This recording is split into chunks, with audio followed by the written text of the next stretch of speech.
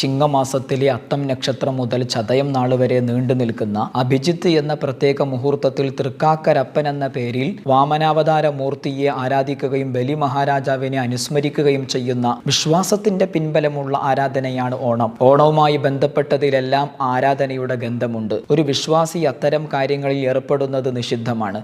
ഒന്നോർക്കുക, ആരാധനകളുടെ കൈമാറ്റമല്ല മതമൈത്രി, സ്നേഹത്തിന്റെയും മാനുഷിക പരിഗണനയുടെയും ബോധമാണ് മതമൈത്രി. ബുദ്ധി ഉണ്ടാക്കണ്ടേ? എന്താ ഈ ഓണം എന്ന് പറഞ്ഞാൽ ശ്രദ്ധിച്ച് മനസ്സിലാക്കി വെച്ചോളൂ. നിശ്ചയില്ലാത്തവർ അവിടെ എഴുതി വെച്ചാലും വിരോധമൊന്നുമില്ല. ഓണം എന്ന് പറഞ്ഞാൽ എന്താണെന്നറിയൂ? ഭാഗവതത്തില് ഈ പറയണേ അഷ്ടമസ്കന്ധാണല്ലോ പറയുന്നത്. ഈ അഷ്ടമസ്കന്ധത്തിലാണ് അതിന്റെ പ്രമാണം കിടക്കുന്നത്. അവിടെ പറയും, ശ്രോണായാം ശ്രവണദ്വാദശ്യാം മുഹൂർത്തേ അഭിജിതി പ്രഭു സർവേ നക്ഷത്രതാരാദ്യാ ചക്രുത്തജ്ജന്മ ദക്ഷിണം. ശ്രോണ ചിങ്ങമാസത്തിലെ തിരുവോണം നക്ഷത്രത്തിലെ അഭിജിത്ത് എന്ന് പറഞ്ഞ മുഹൂർത്തത്തിലാണ് വാമനമൂർത്തിയായിട്ട് ഭഗവാൻ ഭൂമിയിലേക്ക് അവതരിച്ചത്. ഈ ഭഗവാന്റെ അവതാരം ഉണ്ടായ ആ ദിവസമാണ് ഇത് തിരുവോണം. ശ്രോണ എന്നതിന് പറയാ. ശ്രോണയാണ് ഈ ഓണായത്. ശ്രോണ എന്നുള്ളത് അത് സംസ്കൃതത്തിൽ ശ്രോണ എന്നാ പറയുക. മലയാളത്തിലാകുമ്പോൾ ഓണാവേ നമ്മൾ ശ്രാദ്ധം എന്ന് പറയാറുണ്ടോ? ഇല്ല, നമുക്ക് ചാത്തല്ലേ ഉള്ളൂ. പിണ്ടം ഇല്ല, പിണ്ണം. ശൃംഖല ഇല്ല, ചങ്ങലേ ഉള്ളൂ. സംഘാടം ഇല്ല, ചങ്ങാടേ ഉള്ളൂ. എല്ലാം നമുക്ക് അങ്ങനെയാണ്. വാക്കുകളൊക്കെ നമ്മൾ ദുഷ്പിച്ചിട്ടാ മലയാളത്തിലേക്ക് എടുക്കേ. അപ്പൊ അതിന് ഈ ശ്രോണയാണ് എന്തായത് ഓണം ആയത്. അപ്പൊ ഈ സാധാരണഗതിയിൽ ഭഗവാൻ ശ്രോണ എന്ന് പറയും, ശ്രീ ചേർത്ത് പറയേ. ഈ ശ്രീ എന്നുള്ള വാക്ക് മലയാളത്തിലേക്ക് വരുമ്പം തിരുനമാറ്. ശ്രീപാദം എന്നുള്ള സംസ്കൃത വാക്കിന്റെ നേരെ മലയാളം തർജ്ജമയാണ് തിരുവടി. ഉണ്ട് തിരുവടിയുടെ കാരുണ്യമുണ്ട് എന്നാങ്കിൽ തിരുവടി എന്ന് പറഞ്ഞാൽ തൃപ്പാദം എന്നാണ്. തിരുവടി ശ്രീപാദം എന്നുള്ളതിന്റെ മലയാളമാണ്. അപ്പം ഈ ശ്രീ എന്നുള്ളതിന് തിരു എന്നാ പറയുക. അപ്പൊ ശ്രീ ശോണ ഓണം അല്ലെ? ശ്രീ തിരു ഓണം തിരു അങ്ങനെയാണ് തിരുവോണം എന്നുണ്ടായി. ചിങ്ങമാസത്തിലെ തിരുവോണം നക്ഷത്രത്തില് അഭിജിത്ത് എന്ന് പറഞ്ഞൊരു മുഹൂർത്തമുണ്ട്, വിശിഷ്ട മുഹൂർത്ത. ഈ മുഹൂർത്തത്തിലാണ് ഭഗവാൻ ആരായിട്ട് വാമനമൂർത്തിയായിട്ട് അവതരിച്ചത്. അപ്പൊ ആ വാമനമൂർത്തിയായിട്ട് ഭഗവാൻ അവതരിച്ച ദിവസത്തിനെയാണ് നമ്മൾ എന്തായിട്ട് കൊണ്ടാടുന്നത്? ഓണായിട്ട്. അന്ന് വാമനമൂർത്തിയായിരിക്കുന്ന ഭഗവാനെ നമ്മൾ നമ്മുടെ കുടുംബത്തൊക്കെ വെച്ച പൂജ കഴിച്ച് ആരാധിക്കില്ലേ? മുറ്റത്തൊക്കെ നമ്മൾ കണ്ടിട്ടില്ലേ? എന്താ അരിമാവുകൊണ്ട് ചാണകം മെഴുകിയിട്ട് അരിമാവുകൊണ്ട് അണിഞ്ഞിട്ട് പലകയിട്ടിട്ട് മണ്ണോണ്ടോ മരം കൊണ്ടൊക്കെ ഉണ്ടാക്കിയിട്ട്, സാധാരണ മണ്ണോണ്ടാണ് പതിവ്. മണ്ണോണ്ട് തൃക്കാക്കരയപ്പൻ എന്ന് പറഞ്ഞിട്ടാണ് നമ്മൾ പൂജ കഴിക്കുക. എന്താ പേര്? ഗുരുവായൂരപ്പനോ തൃച്ചംബരത്തപ്പൻ ഒന്നും പറയില്ല. എന്താ പറയുക? തൃക്കാക്കരയപ്പൻ. ആരേ തൃക്കാക്കരയപ്പൻ? ഈ തൃക്കാക്കരയപ്പൻ എന്ന് പറഞ്ഞാലേ തൃക്കാക്കര വാമനമൂർത്തി ക്ഷേത്രത്തിലെ വാമനമൂർത്തിയായിട്ടിരിക്കുന്ന ഭഗവാനെ നമ്മുടെ കുടുംബത്തേക്ക് കൊണ്ടുവന്ന് ആരാധിക്കുന്ന ദിവസമാണ്. കേരളത്തിൽ ഈ വാമനാവതാര ക്ഷേത്രങ്ങൾ വളരെ കുറവാണ്. ഉള്ളതിലേക്ക് പ്രധാനപ്പെട്ട ഒരു ക്ഷേത്രമാണ് ഈ തൃക്കാക്കര ഈ വാമനമൂർത്തി ക്ഷേത്രം. ആ വാമനമൂർത്തി ക്ഷേത്രത്തിലെ വാമനാവതാര മൂർത്തിയായിരിക്കുന്ന ഭഗവാനെ നമ്മുടെ എല്ലാവരുടെയും കുടുംബത്തിൽ നമ്മളൊന്ന് പൂജിച്ച് ആരാധിക്കും. ആ ആരാധിക്കുന്ന ദിവസമാണ് ഈ തിരുവോണം എന്ന് പറയുന്നത്. അങ്ങനെ ആരാധിക്കുന്നതിന്റെ കൂടെ നമ്മൾ ആരെയും കൂടി സ്മരിക്കും? ഈ ബലി മഹാരാജാവിനെ. കാരണം എന്താണെന്നറിയോ? ഈ ബലി മഹാരാജാവിനെ അനുഗ്രഹിക്കാനാണല്ലോ ഭഗവാൻ വാമനമൂർത്തിയായിട്ട് വന്നത്. അപ്പൊ അതുകൊണ്ട് ഈ പ്രഹ്ലാദനെ നമ്മൾ സ്മരിക്കേണ്ട നമ്മൾ നരസിംഹമൂർത്തിയെ സ്മരിക്കാൻ പറ്റുമോ? പ്രഹ്ലാദനെ സ്മരിക്കാണ്ട് എന്താ കാരണം? ഈ പ്രഹ്ലാദനാണ് നരസിംഹമൂർത്തിയായിരിക്കുന്ന ഭഗവാനെ പ്രത്യക്ഷപ്പെടുത്തി നമുക്കൊക്കെ സാക്ഷാത്കരിച്ച് തന്നു. നമുക്ക് ആ ഒരു ഭാവം കാണിച്ചത് ആ ഉണ്ണിയല്ല. അതുപോലെ ഈ വാമനാവതാര മൂർത്തിയുടെ പുറപ്പാടുണ്ടാവാൻ കാരണക്കാരനായി ഉപാസിച്ചത് ആരാണ്? ബലി മഹാരാജാവാണ്. അതുകൊണ്ട് അദ്ദേഹത്തെ സ്മരിക്കും. ഇതാണ് ഓണത്തിന്റെ പ്രത്യേകത. ഈ യേശുവും ക്രൈസ്തവ വിശ്വാസവും മാവേലിയും ഓണവുമായിട്ട് എന്തെങ്കിലും പൊരുത്തമുണ്ടോ, ബന്ധമുണ്ടോ? അതുകൊണ്ട് പ്രിയ ദൈവമക്കളെ, നമ്മൾ ഇതിൽ നിന്നെല്ലാം നമ്മൾ പിന്തിരിയേണ്ടത് ആവശ്യമാണ്. നമ്മുടെ വിശ്വാസം എവിടെ പോയി? എവിടെയാണ് ഇത് ചെന്ന് എത്തിച്ചേരുന്നത്? ഇതിനെക്കുറിച്ച് ആത്മീയ നേതാക്കന്മാർ വളരെയധികം ഗൗരവമായിട്ട് ചിന്തിക്കേണ്ടത് ആവശ്യമാണ്. നമ്മുടെ ക്രൈസ്തവ മണ്ഡലങ്ങളിലുള്ള യുവജന സംഘടനകൾക്ക് വേറെ പണിയില്ല. യുവജനങ്ങൾക്ക് എന്തെങ്കിലും പണി വേണം. മാവേലിയെങ്കിൽ മാവേലി, അസുരനെങ്കിൽ അസുരൻ, പിശാസെങ്കിൽ പിശാസ്. അവന്റെ പേരിലെങ്കിലും ഞങ്ങൾക്കൊന്ന് ആഘോഷിക്കാമല്ലോ, കുറെ പണിയും പരിപാടി നടത്താമല്ലോ. ഇതിന്റെ പുറകെ പോകുന്നത്. നമ്മൾ എന്തിനാണ് സത്യവിശ്വാസികൾ ഇതിന്റെ പുറകെ പോകുന്നത്? വർഷത്തിലൊരിക്കൽ പാതാളത്തിൽ നിന്ന് കയറി വരുന്നവനെ നമ്മൾ ഈ പൂവിട്ട് സ്വീകരിക്കേണ്ട ആവശ്യമുണ്ടോ? അപ്പോൾ ഇവിടെ പാതാളത്തിലോട്ട് പോയവനെ സ്വീകരിക്കാൻ വിശ്വാസികളെല്ലാം മത്സരിക്കുക. പൂവിട്ട് പച്ചക്കറി കൂട്ടിയാലാത്തവൻ, നമ്മുടെ വലിയ നോയിമ്പ് കാലഘട്ടത്ത് പച്ചക്കറി കൂട്ടാൻ മടിയുള്ളവൻ, അന്നേ ദിവസം ഓണ ദിവസം പച്ചക്കറി, പുളിശ്ശേരി, അവിയൽ, സാമ്പാർ, അടപ്രമൻ എല്ലാം കൂട്ടി അടിയ പോരെ. ഇത് പൂർണ്ണമായും ഹൈന്ദവരുടെ ഒരു ആഘോഷമാണ്. ഹിന്ദു മതവിശ്വാസികളുടെ വിശ്വാസവുമായി ബന്ധപ്പെട്ട ഒരു ആഘോഷമാണ് ഓണം എന്ന് പറയുന്നത്. മഹാവിഷ്ണുവിനെ സ്വീകരിക്കുന്ന,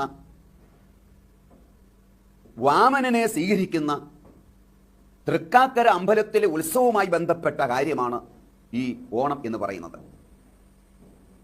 അതുകൊണ്ട് ദൈവജനം ഈ യാഥാർത്ഥ്യങ്ങൾ മനസ്സിലാക്കണം.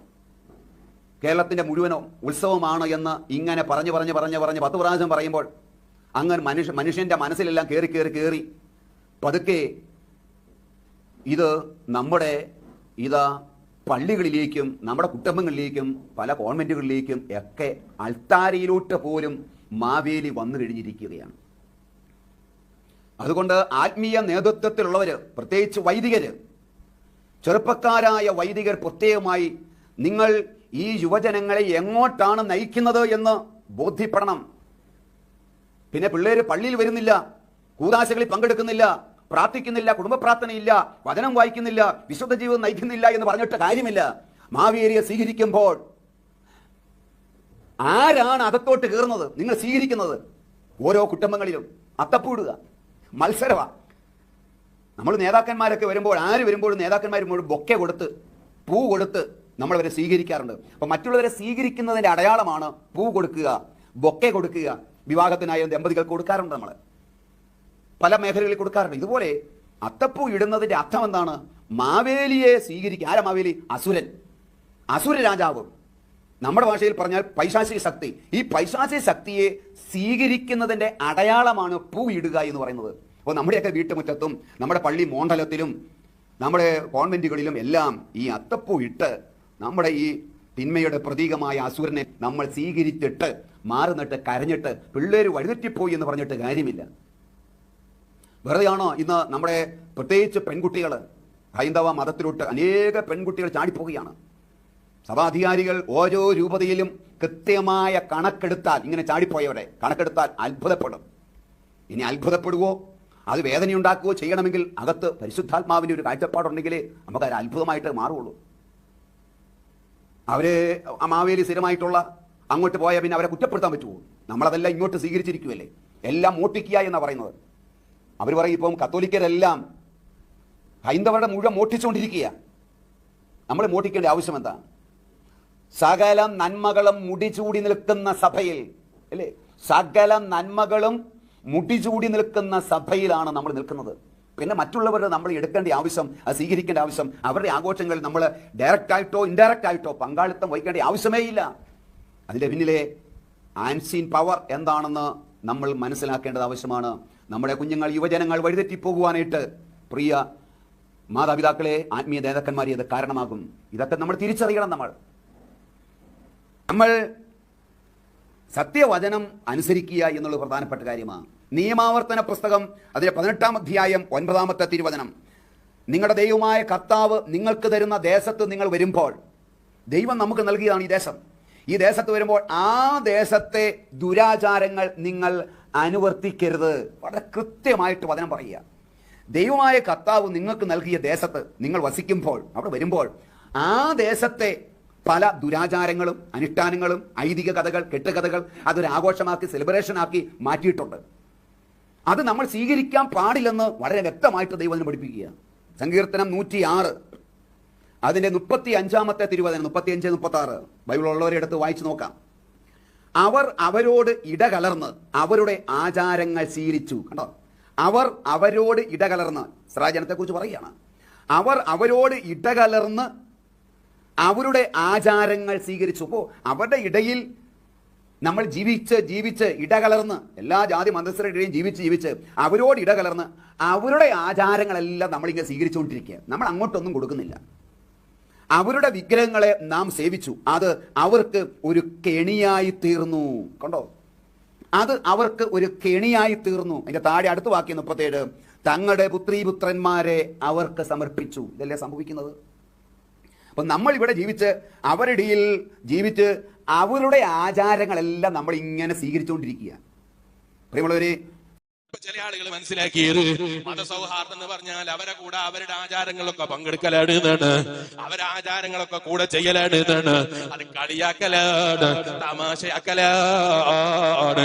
നിങ്ങൾ ആലോചിച്ചു നോക്ക്, നമ്മൾ പള്ളിയിൽ നിന്ന് നിസ്കരിക്കുമ്പോ മറ്റു മതക്കാർ വന്നിട്ട് ഞങ്ങളുണ്ട് നിങ്ങളെ കൂടെ നിസ്കരിക്കാൻ എന്ന് പറഞ്ഞിട്ട് ഷഹാദത്ത് കലിമ ചൊല്ലാതെ, അള്ളാഹുവിനെ അറിയാതെ, അള്ളാന്റെ പ്രിയപ്പെട്ട ഹബീബായ അഷ്റഫുൽ ഖൽഖ് മുഹമ്മദുർ റസൂലുള്ളാഹി സ്വല്ലല്ലാഹു അലൈഹി വസല്ലമ തങ്ങളെ അംഗീകരിക്കാതെ, അവിടുന്ന് പ്രവാചകനാണെന്ന് അംഗീകരിച്ച് നാവ് കൊണ്ട് പ്രഖ്യാപിക്കാതെ ഒരാൾ വന്നിട്ട് പള്ളിയിൽ നിന്ന് ഞാനേതായാലും അതേ മറ്റു മതക്കാരനാണ്, എന്നാലും നിങ്ങൾ ചെയ്യുന്നത് പോലൊക്കെ നിങ്ങളെ പള്ളിയിൽ വന്നിട്ട് ഞാനും ജുമുഅക്ക് ചെയ്യട്ടെ എന്ന് പറഞ്ഞാൽ അംഗീകരിച്ചു കൊടുക്കാൻ നമ്മൾ നിൽക്കുമോ? എന്തുകൊണ്ട് നിൽക്കുകയില്ല? ഇത് വെറുതെ കുത്തിമറിയലല്ല. ഏതെങ്കിലും രാവിലെ ജിമ്മിൽ പോയി ചെയ്യുന്നത് പോലെ രാവിലെ കയ്യും കാലും ഇളകാൻ വേണ്ടി ചെയ്യുന്നൊരു പണിയല്ല, അല്ലെങ്കിലോ ശരീരത്തിന്റെ ആരോഗ്യം വർദ്ധിപ്പിക്കാൻ വേണ്ടി ചെയ്യുന്നൊരു പണിയല്ല. ഇത് ഇബാദത്താണ്. ഇതുപോലെ മറ്റു മതക്കാരുടെ ആചാരങ്ങളുണ്ട്, അല്ലെങ്കിൽ അവരുടെ ആഘോഷങ്ങളുണ്ട്. ആ ആഘോഷങ്ങളെ ഇങ്ങ് കോപ്പി അടിച്ചിട്ട് നമ്മളും ജീവിതത്തിൽ ചെയ്താൽ അത് മതസൗഹാർദ്ദമാണ് എന്ന് തെറ്റിദ്ധരിച്ച ചില ആളുകൾ. അവർ ചെയ്യുന്നത് പോലെ ചെയ്താൽ അതാണ് ഏറ്റവും വലിയ മതസൗഹാർദ്ദം എന്ന് വിചാരിക്കുന്ന ചില ആളുകൾ. എന്തിലധികം പറയാനാണ്, അവരുടെ ജീവിതത്തിൽ അവർക്കുള്ള ആഘോഷത്തിന്റെ ദിവസങ്ങളിൽ അവർ ധരിക്കുന്നത് പോലെ വസ്ത്രധാരണ നടത്തിയിട്ട് അതുപോലെ ഞാനും നടത്തിയാൽ അവർക്ക് ഭയങ്കര സന്തോഷമാകും, അവൻ ഭയങ്കര മതസൗഹാർദ്ദമാകും നാം വിചാരിക്കുന്നത്. ഓ മുസ്ലിമേ, ഒരിക്കലുമില്ല. ഞാൻ ഈ അടുത്ത് ഒരു അമ്പല കമ്മിറ്റിക്കാരുമായി സംസാരിക്കാനുള്ള എന്താണ് കാരണം എന്ന് ഞാനിപ്പോ പറയുന്നില്ല, കാരണം സമയ ചുരുക്കം കൊണ്ട് ഇപ്പൊ വിശദീകരിക്കാൻ സമയമില്ലല്ലോ. സംസാരിക്കുന്നതിനിടയിൽ ഞാൻ അവരോട് പറഞ്ഞു, ഞാനൊരു പ്രതിനിധി അങ്ങോട്ടേക്ക് അയക്കാം, ഒരു കത്ത് വാങ്ങാനും കത്ത് തിരിച്ചയക്കാനുമാണ്, ഒരു സ്ഥലവുമായി ബന്ധപ്പെട്ട വിഷയത്തിന് സംസാരിക്കാനാണ്. അപ്പൊ ഇവരെ മറുപടി എന്താണ് എന്നറിയോ? ചോദിക്കാതെ നിങ്ങൾ അയക്കരുത്. ഞാൻ ചോദിച്ചെന്തേ, നിങ്ങൾ അവിടെ ഇല്ലാത്തത് കൊണ്ടാണോ? അല്ല, ഞങ്ങൾ ഇല്ലാത്തത് കൊണ്ടല്ല, ഞങ്ങളൊക്കെ അതേ അമ്പലത്തിലേക്ക് നിങ്ങളെ മതത്തിൽപ്പെട്ട ചില ആളുകൾ ചില സമയത്ത് കയറിയാൽ അത് ഞങ്ങൾക്ക് ഭയങ്കര പ്രശ്നമായി പോകും. ചിലപ്പോൾ ഞങ്ങൾ ചെയ്യുന്ന ആരാധനകളൊക്കെ മുഴുവനും അതുകൊണ്ട് തകർന്നു പോകും. ചിലപ്പോൾ അമ്പലം കഴുകിയാൽ തന്നെ ശുദ്ധിയാകാത്ത അവസ്ഥ ഉണ്ടായി പോകും. ഉള്ളതാണോ ഇല്ലാത്തതാണോ എന്ന് എനിക്കറിയില്ല. അതുകൊണ്ട് തന്നെ ഞാൻ അയാളോട് പറഞ്ഞു, നിങ്ങൾ പറയുന്ന സമയത്തല്ലാതെ, നിങ്ങൾ പറയുന്ന സ്ഥലത്തേക്കല്ലാതെ ഞാൻ ഭയക്കൂല, നിങ്ങൾ ഭയപ്പെടേണ്ടതില്ല. നിങ്ങൾ ആലോചിച്ചു നോക്കി, ഈമാനുള്ള വിശ്വാസികള്, അവർക്ക് അവരുടെ മതത്തിൻ്റെതായ നിയമങ്ങളുണ്ട്, അവർക്ക് മതത്തിൻ്റെതായ ആചാരങ്ങളുണ്ട്, അതനുസരിച്ച് ജീവിക്കാൻ അവർക്ക് ഇന്ത്യ രാജ്യത്ത് സ്വാതന്ത്ര്യമുണ്ട്. ഇതുപോലെ മുസ്ലിമീങ്ങളാകുന്ന നമുക്ക് നമ്മുടെ മതത്തിന്റെ ആചാരങ്ങൾ അനുസരിച്ച് ജീവിക്കാനുള്ള വകുപ്പുകളുണ്ട്, അതിനനുവദനീയമാണ്. കുറ്റ്യാടി സിറാജുൽ ഹുദയിൽ ജോലി ചെയ്തുകൊണ്ടിരിക്കുന്ന ഒരു സുഹൃത്ത്, ഹൈന്ദവ സുഹൃത്താണ്. ഞാൻ ഭക്ഷണം കഴിക്കാൻ പോകുമ്പോൾ അദ്ദേഹത്തോട് ചോദിച്ചു, ഭക്ഷണം കഴിച്ചിട്ടുണ്ടോ ഇല്ലേ? അയാൾ പറഞ്ഞു കഴിച്ചിട്ടില്ല, എന്നാ ഞങ്ങളെ കൂടെ കഴിച്ചാലോ? അയാൾ പറഞ്ഞു, ഞാൻ നിങ്ങളെ കൂടെ കഴിക്കാനില്ല. ഞാൻ ചോദിച്ചു, എന്തേ ഞങ്ങളെ കൂടെ കഴിച്ചാൽ ഇറങ്ങൂലേ? എനിക്ക് അറിയാത്തത് കൊണ്ട് ചോദിച്ചതാണ്. അയാൾ എന്നോട് പറഞ്ഞു, നല്ല കമ്പനിയാണ് ലോകത്തിൽ ചോദിച്ചതാണ്, ഫ്രണ്ട്ഷിപ്പിന്റെ പേരിൽ ചോദിച്ചതാണ്. അപ്പൊ അയാൾ എന്നോട് പറഞ്ഞു, ഞാൻ മാല ധരിച്ചിട്ടുണ്ട്, മാല ധരിച്ചാൽ മുസ്ലിമീങ്ങളെ ഹോട്ടലിൽ നിന്നോ അല്ലെങ്കിൽ നിങ്ങൾ കഴിക്കുന്ന സ്ഥലങ്ങളിൽ നിന്നോ എനിക്ക് ഭക്ഷണം കഴിക്കൽ അനുവദനീയമല്ല എന്നാണ് എന്റെ വിശ്വാസം. അയാൾ എന്നോട് പറഞ്ഞു. ഞാൻ അയാളോട് പറഞ്ഞു, നിങ്ങൾ ഭക്ഷണം വേണമെന്ന് പറഞ്ഞാലും ഞാൻ ഇവിടുന്ന് ഭക്ഷണം തരാൻ ചിലപ്പം വകുപ്പുണ്ടാക്കി തരൂല.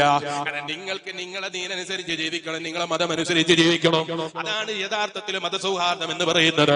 അല്ലാതെ മതസൗഹാർദ്ദം എന്ന് പറഞ്ഞാൽ അവന്റെ മതത്തിന്റെ നിയമം പൊളിച്ചിട്ട് എങ്ങനെയെങ്കിലും പ്രവർത്തിച്ചിട്ട് ഞങ്ങളെ പള്ളിയിലേക്ക് വരൂ എന്ന് പറയാനല്ല, അല്ലെങ്കിൽ ഞങ്ങൾ ചെയ്യുന്നത് പോലെ ചെയ്യൂ എന്ന് പറയാനല്ല, പെരുന്നാളിന്റെ ദിവസം നിങ്ങളും പെരുന്നാൾ നിസ്കരിക്കാൻ വരൂ എന്ന് പറയാനല്ല. ഉദ്ഹിയത്തിന്റെ മാംസം വിതരണം ചെയ്യുമ്പോ നമ്മൾ അള്ളാഹുവിന്റെ പൊരുത്തം പ്രതീക്ഷിച്ചൊരു ഇബാദത്തിന് വേണ്ടി അർത്ഥ ആ മാംസം അവനും കൊടുത്തിട്ട് അവനെ കൊണ്ട് നമ്മളെ ആചാരത്തിൽ ചെയ്ത കർമ്മത്തിന്റെ ഭക്ഷണം കഴിപ്പിക്കലല്ല. ഇത് മതസൗഹാർദ്ദമല്ല, മറിച്ചോ മതത്തിന്റെ നിയമം പൊളിക്കലാണ്. അതുപോലെ ചിലപ്പോൾ ഓണത്തിന്റെ ദിവസവും അല്ലാത്ത ദിവസവും ക്രിസ്ത്യാനികൾ വരെ ക്രിസ്തു മതത്തിന്റെ ആചാരം അനുസരിച്ച് ആചാരാനുസരണങ്ങൾ ചെയ്യുമ്പോ അവിടെ പോയിട്ട് ഞാനും പോയി കോമരെന്നുള്ളവരാണ്, അവിടെ പോയി ഞാനും ചെയ്യലാണ് മതസൗഹാർദ്ദം എന്ന് വിചാരിച്ചാൽ മുസ്ലിമേ അത് തെറ്റായി പോയി. യഥാർത്ഥത്തിൽ മതസൗഹാർദ്ദം എന്ന് പറഞ്ഞാൽ എന്താണ്? നിന്റെ മതം അനുസരിച്ച് ഞാനും നീയും ജീവിക്കലാണ്, അവന്റെ മതം അനുസരിച്ച് അവൻ ജീവിക്കലാണ്, അവന്റെ മതം അനുസരിച്ച് അവൻ പ്രവർത്തിക്കലാണ്, അവന്റെ മതത്തിന്റെ ആചാരങ്ങൾ അനുസരിച്ച് അവൻ ജീവിക്കലാണ്, അതിനവന് സ്വാതന്ത്ര്യം കൊടുക്കലാണ്, അവൻ അതിൽ നിന്ന് തടയിടാതിരിക്കലാണ്, അവന്റെ മതം അനുസരിച്ച് പ്രവർത്തിക്കാൻ അവന് സ്വാതന്ത്ര്യം കൊടുക്കലാണ്. അല്ലാതെ നമ്മൾ ആചാരം അനുസരിച്ച് അവനെ കൊണ്ട് അവന്റെ ആചാരം മുസ്ലിമിന്റെ ആചാരം പോലെ മാറ്റിമറിക്കണം എന്ന് ചിന്തിക്കുന്നത് ഒരിക്കലും മതസൗഹാർദ്ദമല്ല. അതുകൊണ്ട് എന്റെ വയൽ കേൾക്കാൻ വന്ന ഈമാനുള്ള വിശ്വാസികള് ഏതെങ്കിലും മതക്കാരന്റെ ആചാരം നോക്കിയിട്ടല്ല നമ്മുടെ ജീവിതത്തിലെ ആചാരങ്ങളെ നമ്മൾ ഇഷ്ടപ്പെടുത്തേണ്ടത്. ഏതെങ്കിലും മതക്കാരന്റെ ആചാരം നോക്കിയിട്ടല്ല നമ്മുടെ ജീവിതത്തിലെ പ്രവർത്തനങ്ങളെ നമ്മൾ കൊണ്ടുപോകേണ്ടത്. മറിച്ചോ എല്ലാറ്റിനും കൃത്യമായ ലൈന് വിരിച്ച മതമാണ്, എല്ലാറ്റിനും കൃത്യമായ വര വരച്ച മതമാണ് പരിശുദ്ധ ദീനുൽ ഇസ്ലാം.